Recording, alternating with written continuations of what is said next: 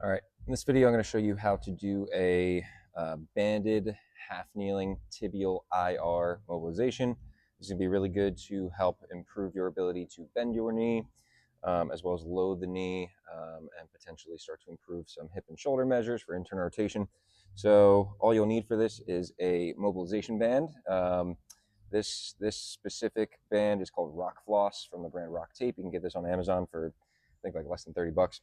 So you're going to have this fixed around something sturdy, and you're going to set yourself up so that where the band is fixed should be on the inside side of whatever knee you're looking to work on. So the band is fixed to my left, so it's going to be, so that would mean that I need to use this on my right knee. So you're going to place the band just below your kneecap, right over, it's called the tibial tuberosity, that pointier little bone right at the very top of your shin bone.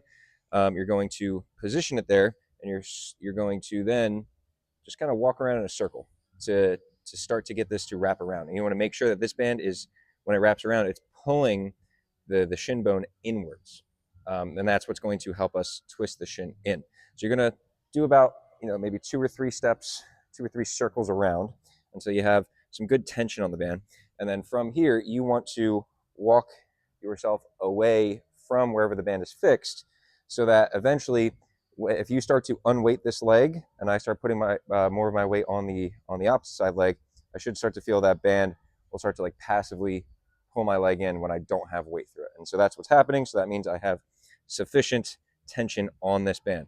I got a foam pad here that I'm going to place under my bottom knee. I'm going to assume a half kneeling position. You want to make sure that your hip, knee, and foot of the desired leg are in a nice straight line. My toes are pointing straight ahead. I'm starting with my knee slightly behind my heel. So if I drop the line down from my knee, it is slightly behind the heel. And then from here, you're going to get a good grab of your upper calf. So as high up as you can go, just below the knee. I like to kind of place my 4 fingers of the opposite side hand right along like the crest of my shin, versus the same side hand is kind of grabbing the meat of the calf. And that'll allow you to get a good grip on the shin and create that internal rotation that we're looking for. So from here, what you're going to do, imagine like your knee is pulling itself forward. So I don't want you to just lazily kind of lean forward. The knee should actively be trying to pull itself forward. If you're doing it right, what you should feel is the hamstrings start to turn on. If you're having difficulty doing that, imagine like you want to try and slide your foot back towards you, but because of the friction of the ground, instead of the foot sliding back, the knee pulls itself forward. So that's essentially what we're looking for there.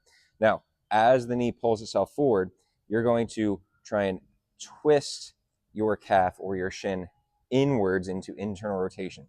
So you're twisting it forward. You want to make sure that you're maintaining all 3 points of contact of your foot against the ground, your inner heel, knuckle of the big toe, knuckle of the pinky toe, making sure that you keep the heel heaviest. You do not let the heel lift off the ground. So if you go too far, that heel lifts off. That means you've went too far.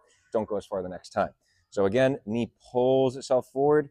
You're going to twist the shin in, essentially helping the band accomplish that same goal. The heel stays heavy. You release that twist as you shift backwards. Again, the knee pulls itself forward. You're twisting the shin in with the assistance of the band. Heel stays heavy, and then you shift back. You want to make sure everything stays in a straight line. You want to make sure that the knee doesn't cave in as you go forward, or the hip doesn't kind of sway out. Everything stays in a nice straight line. People will try and go further and further, and that will result in that hip kind of going out. Don't let that happen. If that means that you can't go as far, that's totally fine. And you're going to repeat this for about 20, 30 reps, and that is how it's done.